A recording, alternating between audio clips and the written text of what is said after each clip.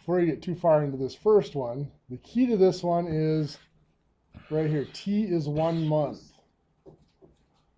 So T being 1 month, we got to figure out how does that go in. Does that go in as 1 for T? Well, time is always given in years.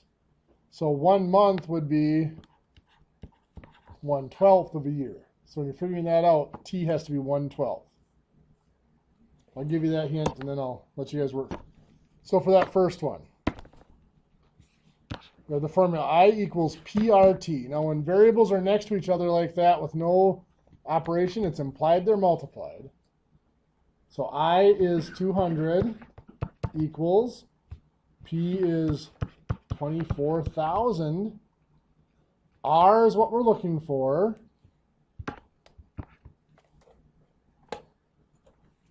So putting in R. And T is 1/12. Now before we go about solving the equation, the first thing we want to do is combine everything on each side that we can combine. And for this equation, that's going to be 24,000 times 1/12 on this side. Well, 24,000 times 1/12 is 2,000. So the right side of the equation becomes 2,000R. The left side's 200. So what do we have to do to find R? Divide by 2,000.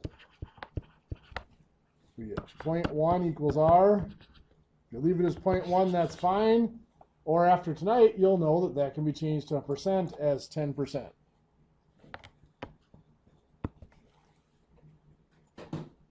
How many of you had that one? Good deal. Now for the second one here, we have folders and calculators.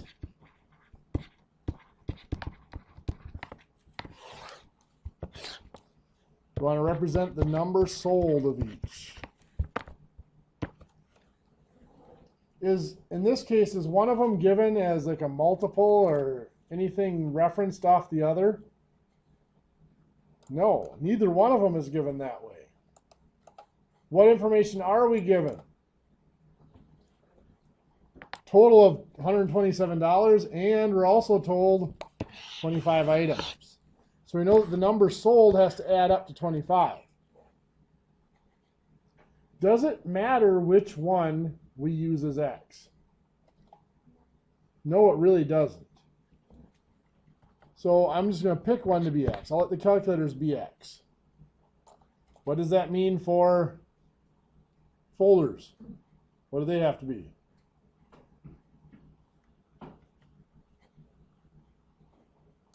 Anybody remember these? Total is 25, so 25 minus X is how many folders we have to have. Now then, we're given the total dollar amount, so we've got to express this in dollars. How do we express the dollars from the folders? Got $2 times 25 minus X. How do we express the dollars for the calculators? 9 times X. Good. And we know that those two have to add up to $127. So we get the equation 2 times 25 minus X plus 9X is the dollars from the calculators has to equal $127 total. What's our next step? Distribute. 2 times 25, 30. 2 times negative X, negative 2X. Remember, we still have the positive 9X equals 127. Next.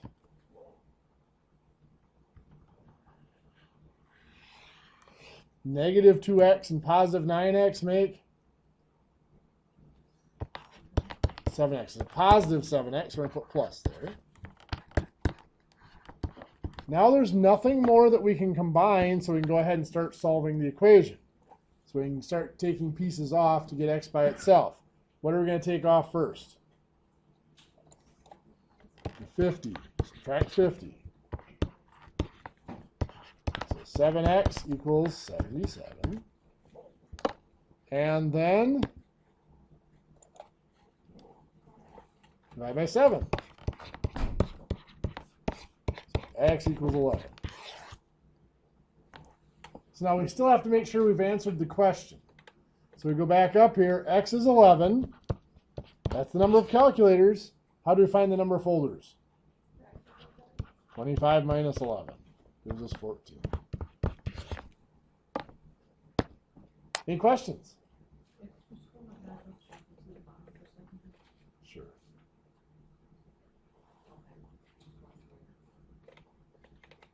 Any other questions? Okay, well, tonight is our last lecture of Unit 1. That means next week is our Unit 1 test. So we'll do a little bit of review before we're done tonight, just to help you make sure you're ready for it. But we do have one more topic, one more big topic to cover, and that topic is percents. Percents are a basic math topic, but they are one of the most powerful tools in math. Along with ratio and proportion, percents, I would say, are probably the second most powerful tool that you can use in mathematics. Pretty much the rest of our course after Unit 1 is based on percents.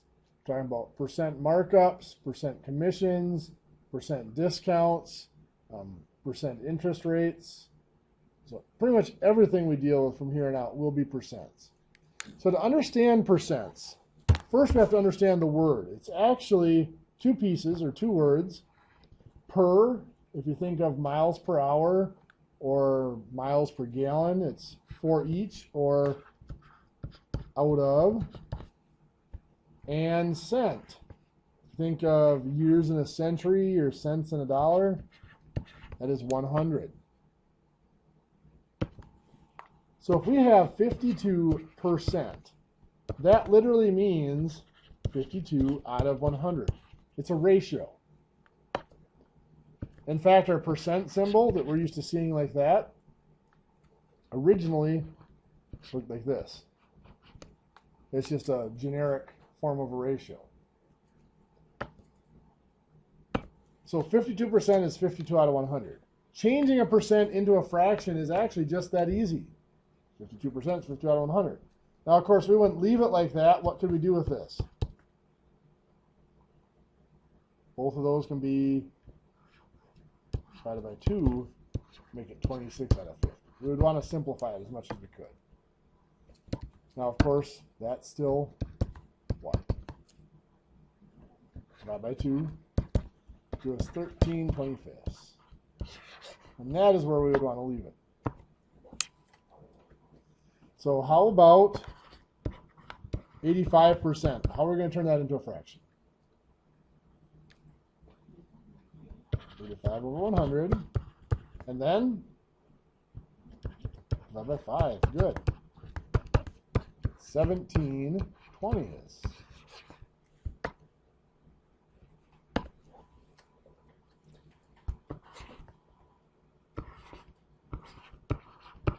How about 280%? A lot of people want to get jumpy and add extra zeros here, but 280%, just like any other percent, is over 100. So it's 280 over 100. And I might be looking at that thinking, well, that's an improper fraction. Yes, it is. It's more than 1. But if you think about it, 100% is a whole thing. It's a complete thing. So anything bigger than 100% has to be bigger than 1. So it makes sense for 280% to be something larger than 1. Now, I would personally break this into a mixed number first, because it's really easy to take 100 out of something, right? How many times can you get 100 out of 280? Twice. How much is left over? 80. Am I done? No, I'm not. What do I still need to do? Reduce my fraction. Right? What can both 80 and 100 be divided by? 20. 80 divided by 20 is 4. 100 divided by 20 is 5. Now am I done? Not quite. I got to have the 2 back. There we go. Can't forget my 2.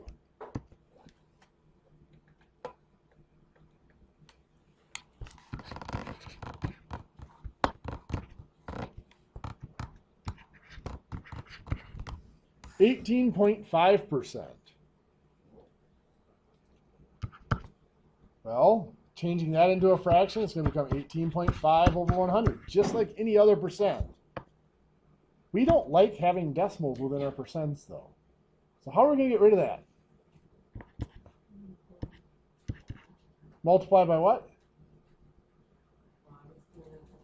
Oh, what were you saying? Just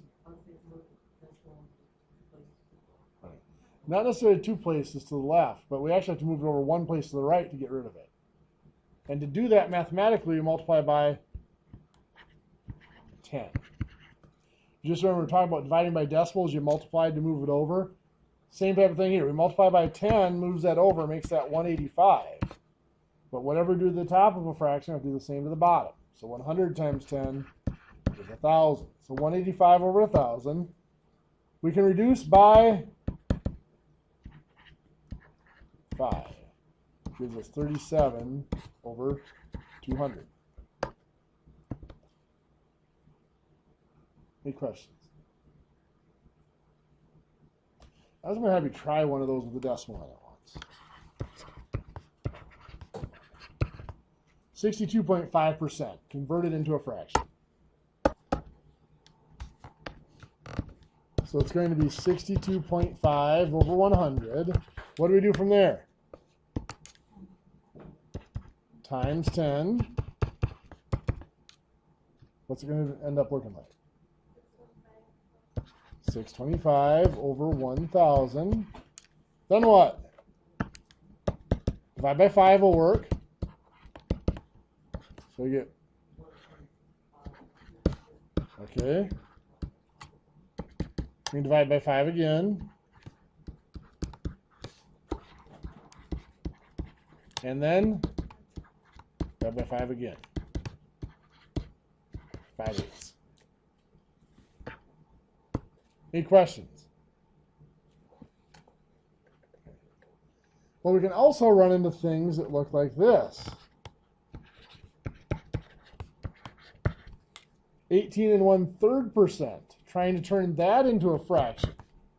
That's 18 1/3 over 100 out of 100. Now, just like we don't like having decimals within our fractions, we don't like having other fractions within our fractions either. So how do we get rid of that fraction? Okay, we can make it into an improper fraction. 18 times 3 is 54, plus 1 is 55/3. Now, from this point, we have 2 options. One thing we could do is we could say, hey, this has a denominator of 3. If I multiply by 3 on top and bottom, I'd get rid of the fraction, right? Multiplying by my denominator. That would cancel out, giving me 55. 100 times 3 is 300. Then what? I can reduce those. Both those numbers can be divided by 5. Would give me 11 out of 60. Yes?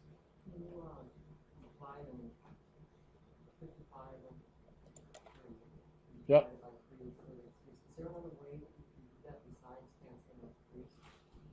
Well, you just do it like this, and then do 55 times 3 is 165. And then 3 times 1 is 3, and then divide that out. So you should get 55. The other way you could do it from here is just say that 18 1/3 over 100 is 18 1/3 divided by 100. You could use that fact that fractions and division kind of are interchangeable. So now we're going to go through the process. It's going to look a lot like what we just did. 18 1/3 is 55/3. Dividing by 100 is going to be times 1 over 100. Treat this as 100 over 1, so we multiply by the reciprocal. We can cross cancel the 55 and the 100, both divided by 5. 55 divided by 5 is 11. 100 divided by 5 is 20. 11 times 1 is 11. 3 times 20 is 60. So we get the same answer either way. So if I would just be going a long way if I just did the multiplication across 55 over 100 and then... Yeah. Yeah, then you can reduce it later, yeah.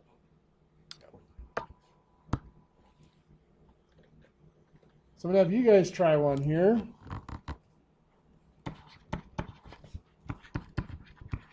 Try to convert 73 1/3% into a fraction. So that's 73 1/3 over 100. I'm going to just divide it out. 73 1/3 divided by 100. Make that 100 over 1.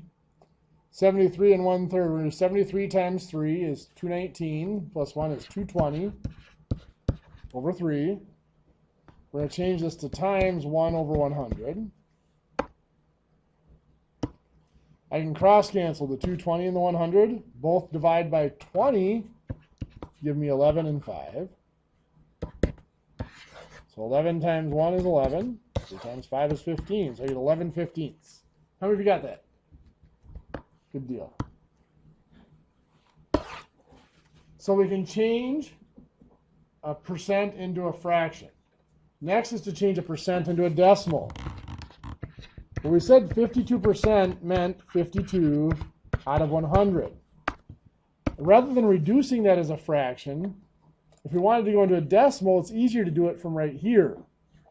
To change a fraction into a decimal, we just divide it out. Numerator divided by denominator. So 52 divided by 100, which is going to be 0.52. When we divide by 100, what does it do to our number? What was the decimal point over 2 spots? So any percent, when we're changing it to a decimal, let's say we have 42%. Change that to a decimal, it's just 42 out of 100, which is going to be 42 divided by 100. Since we're simply dividing by 100, it's just going to move the decimal point over 2 spots. 42% becomes 40.42. So if I had 71%, what's that going to be as a decimal? 0.71. If I had 30%, what's that going to be as a decimal? 0.30 or 0.3. If I had 9%, what's that going to be as a decimal? 0.09. Good. If I have 200%, what's that going to be as a decimal? 2.0, or just 2. If I have 5.4%, 0.054. If I have 410%, 4.1. And here's the one I always get people on. If I have 1/4%, 1/4%. Everybody says 0.25. There it is. 0.0025. If you think about it, 1/4% is 0.25%. That's still a percent. To make it into a decimal, we still have to move it over 2 spots. The other way to think about it, when we're dealing with percents, just like anything else, I always think in terms of benchmarks. 1% is what is a decimal? 0.01. 1/4 is smaller than 1, correct? So as a decimal, it better be smaller than 0.01. So just like with our whole numbers, I use a lot of benchmarks to make sure we know about where we're supposed to be. So we can very quickly change our percents to decimals. If I want to go the other direction, if I have a decimal and I want to change it into a percent, if I have like 0.37, well, as a decimal, as a rate, that means it's out of 1. 0.37 out of every 1. A percent is always out of what? 100. So, to change this, I can think of equivalent fractions if I want to. To turn 1 into 100, you'd multiply by 100. To turn 37, or we'd have to do the same to the 0.37, we'd multiply that by 100. Gives us 37. So 37 out of 100, or 37%.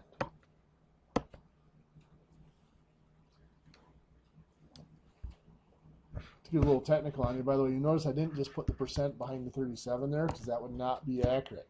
It's not 37% over 100. It's 37 over 100. And that whole thing combines to make 37%. So anytime I want to go from a decimal to a percent, we're just multiplying by 100. So it's the opposite of going from a percent to a decimal. So the decimal point just moves 2 spots back in the other direction. So if I wanted to convert 0.89 into a percent, what's it become? 89%. If I want to convert 0.2 into a percent, it becomes 20%. If I want to convert 3 into a percent, it becomes 300%. 0.084 becomes 8.4%. Good.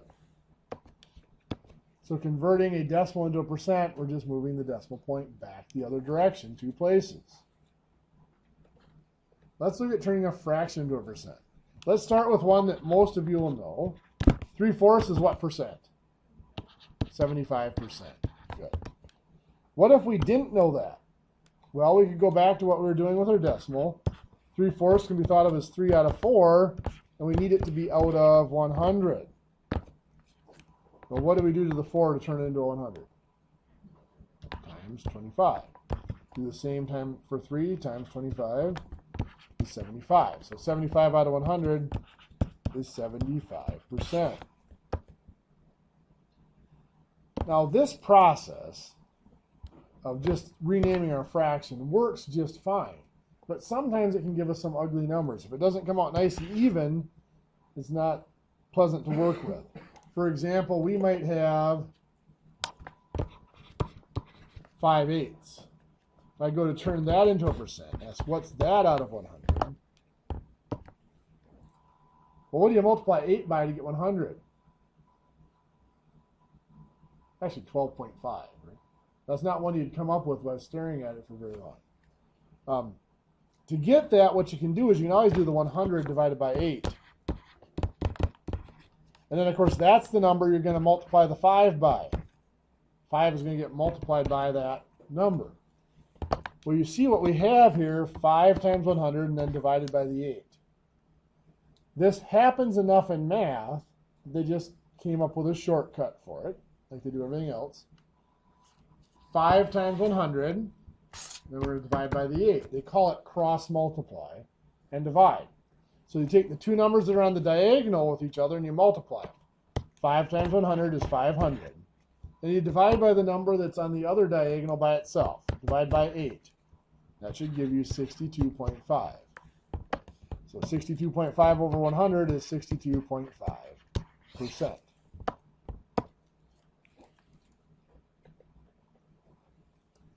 So if I have 2/5, what am I going to do to turn that into a percent?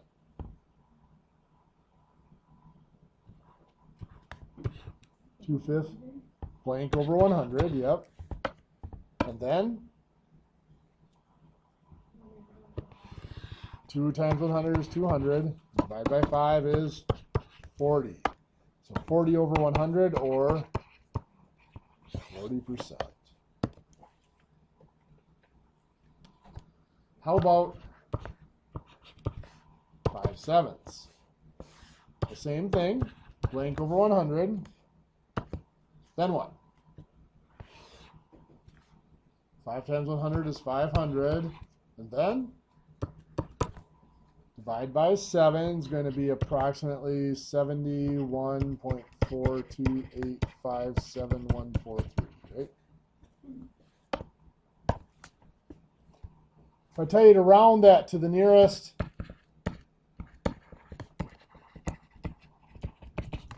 hundredth percent,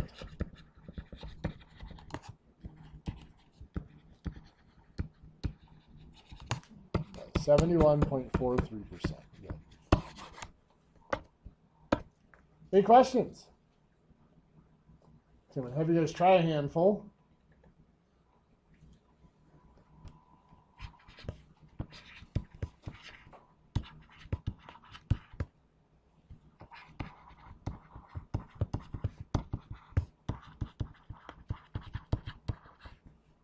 So convert to a fraction, 56.25%.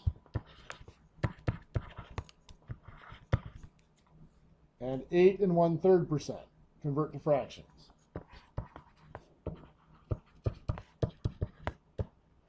Convert to a percent.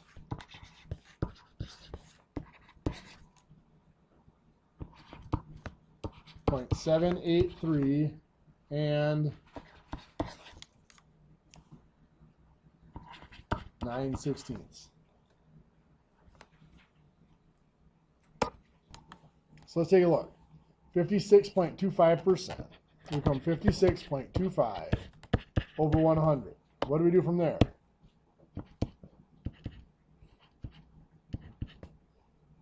Not 10 this time, but 100 because there's 2 decimal places. So 5,625 over 10,000. Now, of course, we can reduce. Both of those can be divided by 5. But I'm going to do 25. We can go a little bit faster. So what do I get there? 225 over 400. Now what? They can be divided by 25 again. So that's going to give me 9 over 16. 9/16. How many got 9/16 for the first one? That one's a tough one. For the next one, we have 8 1/3%. That's 8 1/3 over 100. Tell me what to do from there.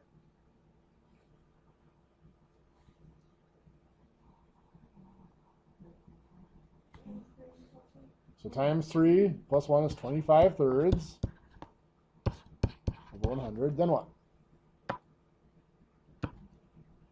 Times 3. Okay. We could divide it out. 25/3 divided by 100, or we can multiply by 3 to get rid of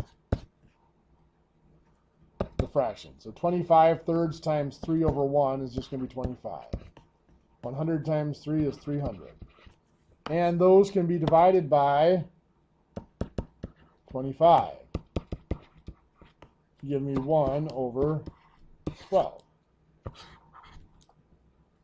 I had 1/12 for that one.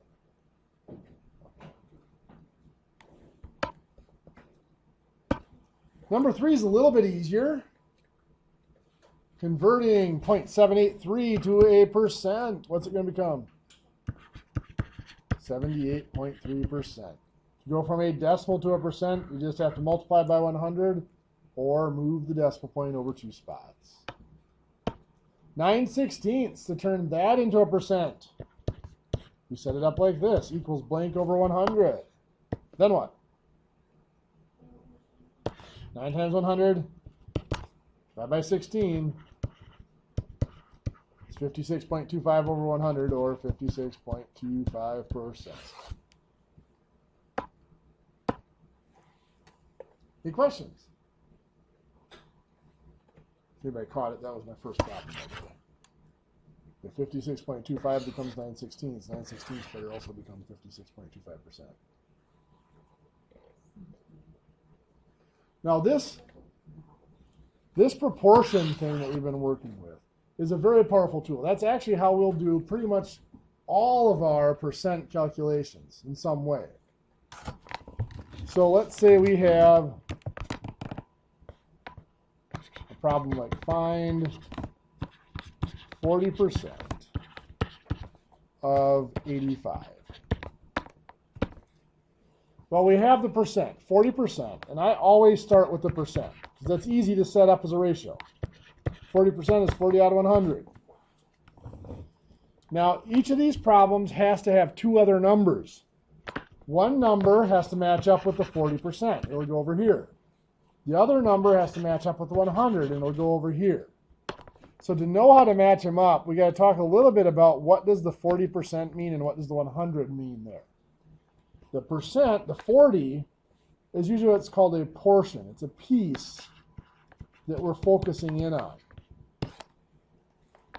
The 100 is the whole thing. Remember, 100% is one, or a whole object, a whole thing. It's the whole thing or a starting amount. It's also what their calculations are based off of. So coming back up to the problem, now being a simple sentence problem like this, we don't necessarily have the terminology to determine what piece we're focusing on, what's the whole thing. But we can still fill this in. With the two numbers we have the 85, and then we have the number we're trying to find. And the way this is worded, it says find 40%. So that tells us, it's indicating to us that the number we're trying to find matches up with the 40. Also, we can read of 85 as out of 85, which would seem to indicate the 85 goes on bottom. So now we do 40 times 85, which is 3,400. Divided by 100 is 34. So 34 is our 40% of 85.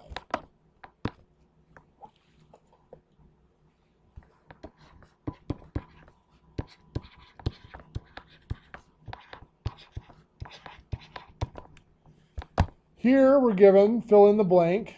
Blank is 130% of 60. Well, this is actually the exact same question that we've been dealing with. Find 130% of 60. It's just worded a little bit differently. So we have our percent. 130 over 100 is 130%.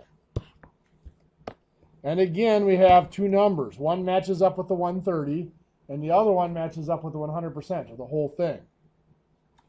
Well, blank is 130. Seems to indicate our missing number matches up with the 130. Of 60, again, can be thought of as out of 60. So the 60 goes on bottom. So now we'll cross multiply. 130 times 60 is 7,800. Divided by 100 is 78. So 78 is 130% of 60. Now looking at this, I always like to stop and ask if this makes sense. 78 is bigger than 60, but 130% is bigger than 100%, which implies that what we're looking for is bigger than what we started with. So that does make sense.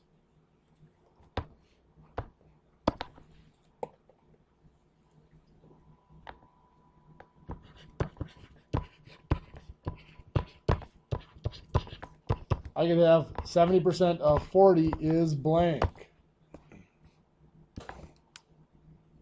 Well, this one's worded very differently, but it is actually pretty much the same problem we've been working with. We have our 70%, so 70 over 100. On the other side, we have to see what matches up. Well, 70% is blank, kind of indicates the blank matches up with the 70. Once again, of 40 can be read as out of 40. It seems to indicate the 40 goes on bottom. And we'll cross multiply and divide. 70 times 40 is 2,800. Divided by 100 is 28.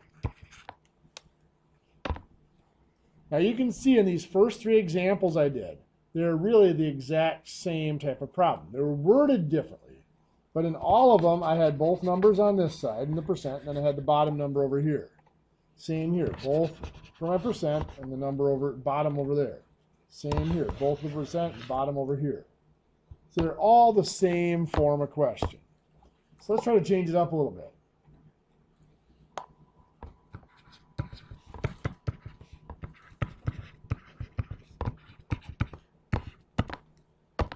So this one's a little bit different. We still have the percent, 40%, so that's going to be 40 over 100.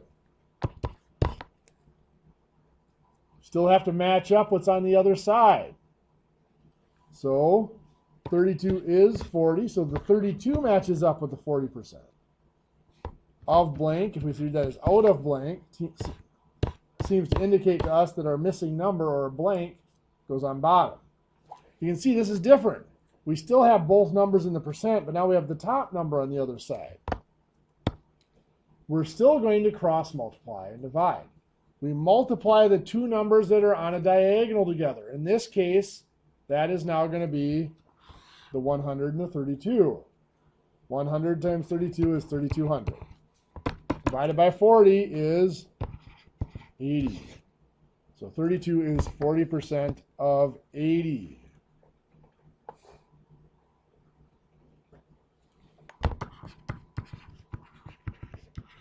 %70 of blank is 21. So again, we have our percent. 70% is 70 over 100. What's going to go in on the other side? The 21 goes on top. Yep. Of blank, out of blank, if you want to think of it that way, the blank goes on bottom. What are we going to multiply? 21 times 100 is 2,100. And divide by 70 is 30. So 70% of 30 is 21. So far all the problems we've been given, we're given the percent. So now we're going to look at something like this.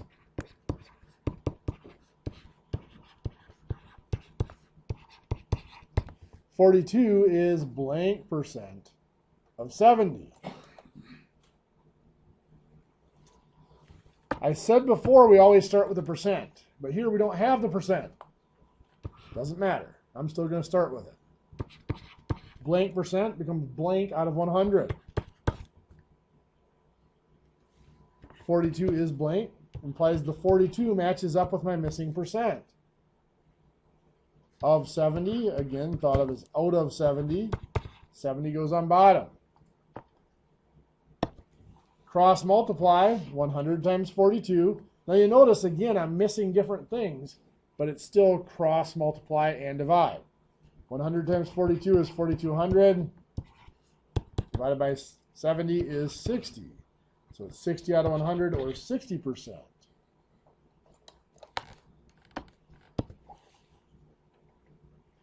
I could have blank percent of 120 is 36. So again, I'm missing the percent, so it's blank over 100. What's going to match up over here? What goes on top?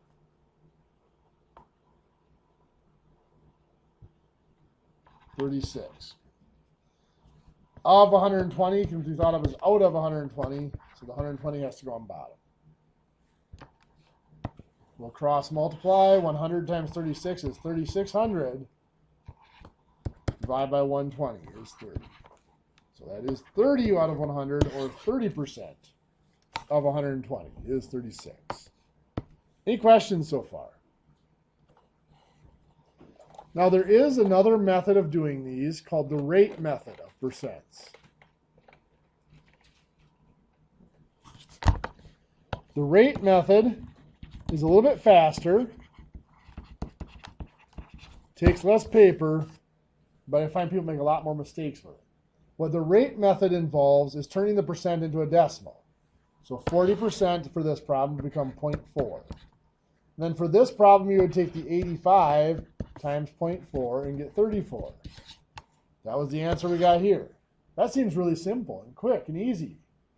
So let's keep looking. For this one, 130% becomes 1.3. It'd be 60 times 1.3, which is 78. You're going to get the same answer. Didn't take much paper. Here, 70% is 0.7. So it's going to be 40 times 0.7 is 28. Still looking fairly easy. But now we get to a different problem like this. 40% is 0.4 as a decimal. But it's not going to be 32 times 0.4. We would have to do 32 divided by 0.4 to get 80. So if we use the rate method, I mean, it can be easier and it takes less paper, but you have to figure out, are we going to multiply by that rate, that decimal, or are we going to divide by that decimal? And that's where I see the mistakes. That's why I said it's quicker and easier, but I see a lot more mistakes made that way. This one here, 70 This 0.7 is a decimal. This one would also be 21 divided by 0.7. Be a 30. This one, you don't even have a percent to work with. So you divide 42 divided by 70 is 0.6. Then you'd move the decimal over to make it a percent. That's 60%. So that rate method, there's a lot more to remember and a lot more to figure out. With the proportion, you just get the numbers put in there, and the calculation is always cross multiply and divide. Okay, we're out of time for our first hour, so we're going to go ahead and take our break. It's 6:21, so let's come back at 6:31.